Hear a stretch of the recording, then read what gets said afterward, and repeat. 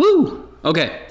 We're going to be covering this store right here, and this actually did $10,000 in the very first month of launching. Now, I broke down this entire landing page and the other section under the landing page section, and you can see exactly how I broke this down. So now we're going to go into the ad account. So there's a couple things I want to actually go over that'll really help. Now, this is actually an interesting product to break down. Obviously, selling bidets it was a trend, right? It's a huge trend. Now, what's interesting, and I cover in later videos, is this company right here, Clearrear. The reason why I like to cover them is because they understand marketing very well, and I know there are other products that they advertise as well, and they understand marketing. If you guys have ever seen the Magnasols, like if you guys have seen Magnasols, that product, they also did that product too. So it's the same people, they kind of just replicate the process. So once again, you can see that they're scaling to the moon, and this is in a very kind of competitive industry. And right now they're actually not advertising their Google ad for whatever reason. It actually was here recently, but now for whatever reason they're not. But they do have their SCAGs, at least for their brand campaign. And it goes to this page, right?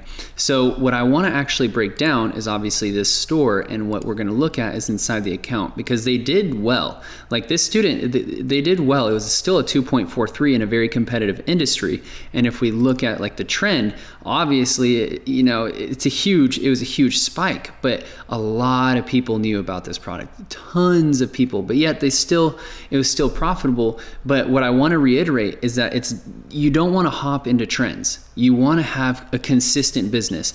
If there was no spike, and if it was just like literally this, if it was just a flat kind of curve and you were advertising this product, you would still be at like a 3 return on ad spend if you had your ads set up exactly how you have it right now. I'm not kidding. However, what's interesting is if we look right now, right, it's 15,000 searches a month, right? I just like to sometimes see the search volume. It's not going to determine whether I go into the niche or not. But what is interesting is now the landscape is leveling out. So if we looked at the last kind of case study with the resistance band, that is very competitive. But now this landscape, a lot of people are dropping off like flies. Like, yes, there's still drop shippers. Would I get into this right now? Probably not. Like, actually, definitely not, because I see this drop shipper, it's just not something I'd want to get into. However, what I will say is that this is definitely getting a lot better as far as it's not absolutely packed to the brim with like Wish and whatever other drop shippers up here. So it's starting to level off as this trend kind of slows down. People are like, oh, you can't make money now. So that's fine. But let's go back into the account and analyze some key things that you guys can take away. So first of all, what I noticed is that if we look at day 1 of when they launched and then the last day of when they stopped the product, it's actually kind of interesting. So when they launched right here, boom, first day, they got 5 conversions at a 7 return on ad spend, and they made about $395 in conversion value, and we don't know actually how much inside the Shopify account. But if we look at when they stopped the ads, which is interesting, they still were at a 2.7 return on ad spend on the very last day for conversions. So, you know, what this tells me is that there's still life in this product. I don't think it was a dead product or it's dead at all. I mean, you have 111 conversions, and actually just, you know, at least in the month, you made it $10,000. You can actually, once again, optimize your account and take this to Facebook. But let's actually see what brought in a majority of the sales first. So let's actually look at the shopping campaigns. So we're going to look at the overview of all the shopping campaigns, and we're going to look at return on ad spend. So 2.8 with your shopping campaign. Okay, and what did this actually bring as far as conversion value? We see that this brought in only $3,067. That is interesting to me. Your shopping campaign should do a lot better than that. So we're going to deep dive into that, but let's look at the search campaign. So now what we're going to look at is how much conversion value over cost is the 2.25, but it looks like this actually brought in a lot of the conversion value. So $6,000. So SCAGs. Okay, interesting. So let's actually look at the shopping campaign first. What was going on here?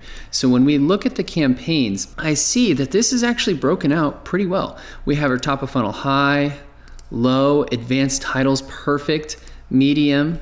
So if I'm to zoom in here, what I'm seeing is that they followed it to the T. Big net. So they're testing literally everything, which is perfect. But let's actually see how this was. So if we look at the top of funnel high, I'm looking at the conversion value. So they were actually at a 4.8 return on ad spend. This is good. You need to let this run. This is exactly what you want. And if we look at the low, where if we just had these two campaigns, top of funnel low and high, let's just imagine we had those two. Look, we're at a 2.75 return on ad spend and a 4.8. You blend those together, it's like a 3. Wow, that's pretty good. And I would have definitely kind of left this running. I definitely wouldn't have turned it off, and I wouldn't have, left any of these other campaigns on either. And let's see how much he spent. So he only spent 300. There's still so much optimization in this account, in my opinion. So if this was a product in a more consistent niche, I would say this is not a bad idea. So let's actually look at what you were showing up for. So if we look through, we see that a lot of this attachable bidet. I'm going to first go through some of the terms. Bidet at Costco, I might exclude that. Bummy bidet. Okay, so see, you even got some brand traffic here. Happy Pro Toilet. Okay, so I'm looking through and seeing if it's relevant, and I do. So now what is the next thing I like to do? Well, I like to actually sort by conversions, which it is. So let's see. Let's actually sort by cost. Now we're going to go over and we're going to look and see what exactly. So we have some excluded terms. This is perfect. And if you notice, we're excluding these terms for certain shopping campaigns, right? This is exactly what we teach in the course. Perfect. And so what I'm seeing is that this is structured very well. Sure, maybe there's a couple more terms we can exclude, and that's fine. But what I see is that maybe there should have been a little bit more patience with this product. Now I understand it's a bidet and it's just kind of competitive, and it was, you did take a chance on trying to ride a trend, but in my opinion, you structured this very well. And another thing I would add is you probably could have upped your budget a little bit for your shopping campaigns. Let's look at your best performing one. Let's actually look at the settings. What were the settings of your best performing shopping campaign? Ooh, another thing I noticed, budget of only $20 a day. Yeah, this is not good. You want to up your budget. Like you were at a 4.8 return on ad spend, you probably throttled your results, meaning your ad could have showed up a lot more. Especially if you see limited by budget, I'll usually up the budget 2x. So if I'm at $50 a day, at least 100. Sometimes it'll say you should go up to 200. I don't like to do it that quickly, but regardless, manual CPC. So there was still a lot you could do with this, because you can change the bid strategy and we can go to target ROAS, right? So there's still some life in this product, and you're only targeting the United States. So I'm not sure if you're drop shipping or you had stock. You can do United States, Canada, Australia. You can kind of break this out. So I hope you guys are finding this valuable, because this is very interesting, and maybe you can kind of relate to some of these points. Give it some life. Don't throttle the budget if you're seeing some good results. I was actually just talking to another student, and they're at like a 10 return on ad spend, but their target ROAS, like they put it at like 1,000% or something. It was like ridiculously high. It's like a 1,200%. And so they were spending very little. So sometimes you need to open up the airways and just kind of let it like spend a little bit more. 5 return on ad spend is great, 7 return on ad spend is great, and just kind of work with whatever your account gives you and see like, okay, I have my base with Google ads. Maybe I can now have another base with Facebook ads, right? And guys, if we go through the landing page, it's done just exactly how we show in the course, right? Very well done. But this is done very well. And I could see that if we look at the competition, if we look at some of the competition like Tushy, this is where they took a lot of their inspiration from. But we can see that there's different competitors with different price points that obviously are different products. And so if people are looking for, let's just say, this kind of different attachment, more like Tushy, let's see. We could see that it's pretty similar as far as the overall look and feel. So we could see definitely where they took their inspiration. But regardless, Tushy, they're a legitimate brand. Let's see if they actually have any traffic, and they do. So this is interesting. So let me go back. So they do have traffic, like they have actually a crap ton. Wow, 900,000 visitors. That is insane. And then it kind of dropped right here. But regardless, you could see beforehand without like the spike, January and then February, they're still at 300,000 visitors a month, which tells me that there is a market for this. Okay, there is a market for selling these cool bidets. Very cool. So what I would say as a couple key takeaways in this account is, of course, we looked at the shopping, but now let's go ahead and look at the search. And a couple key takeaways already I would say is that we need to give it some time. There's still a lot of like adjustments you can do, and also look at the data because you definitely had some good return on ad spend. So now let's look at the search campaign, because this is what you've decided to spend the most on. So let's actually look and see, if we look at all your campaigns, which one did the best. So you tried target CPA. Okay, what kind of results are we looking at here? Let's look at conversions.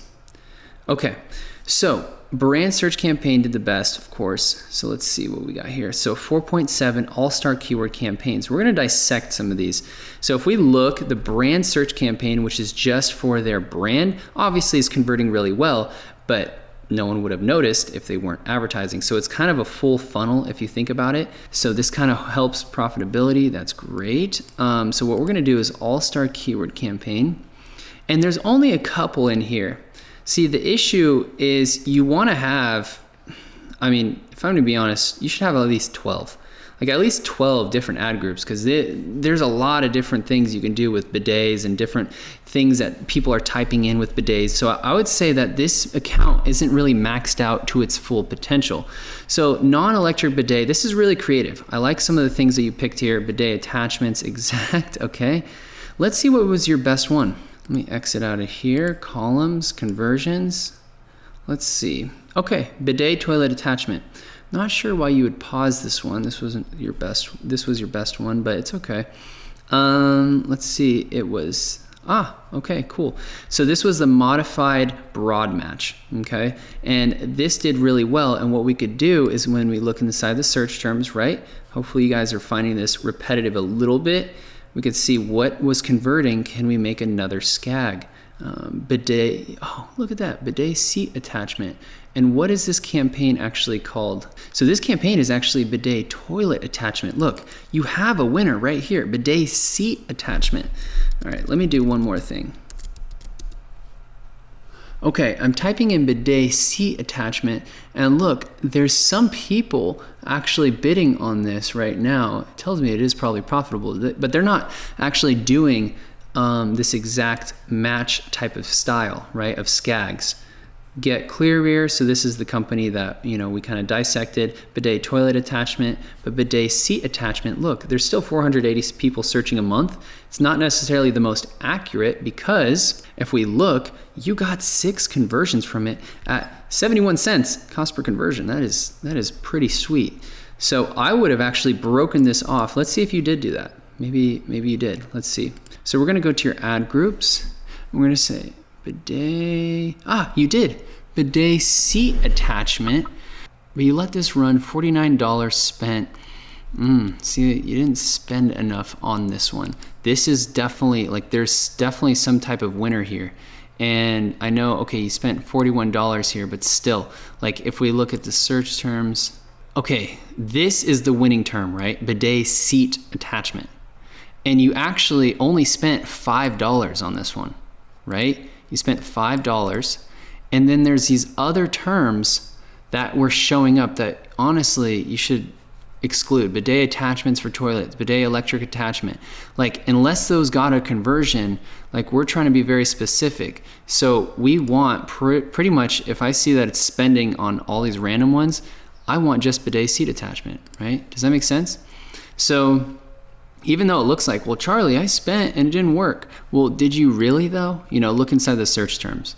So let's keep going. That's interesting though.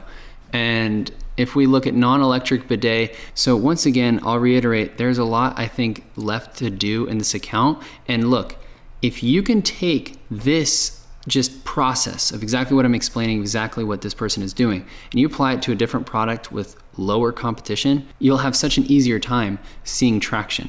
But regardless, I would definitely break these out more. And so that's my suggestion. And if we look at, let's just say the SCAG long tail keywords. Okay, so now we have a ton of these right here that they broke down. Okay, let's search and see which one was the best one. Bidet attachment, warm water. Dang, okay, cool, but that was only one conversion. Let's see, okay, this one got 10. Let's see what it is. Bidet toilet attachment. Okay, cool, so very specific. And what you can do is after you start seeing your SCAGs working and you see what's kind of converting, and if you need extra ideas for your shopping campaign, you can throw some of these terms in the front of your shopping campaign listing, right? So, sorry guys, I'm trying to zoom in to emphasize, but my zooms suck.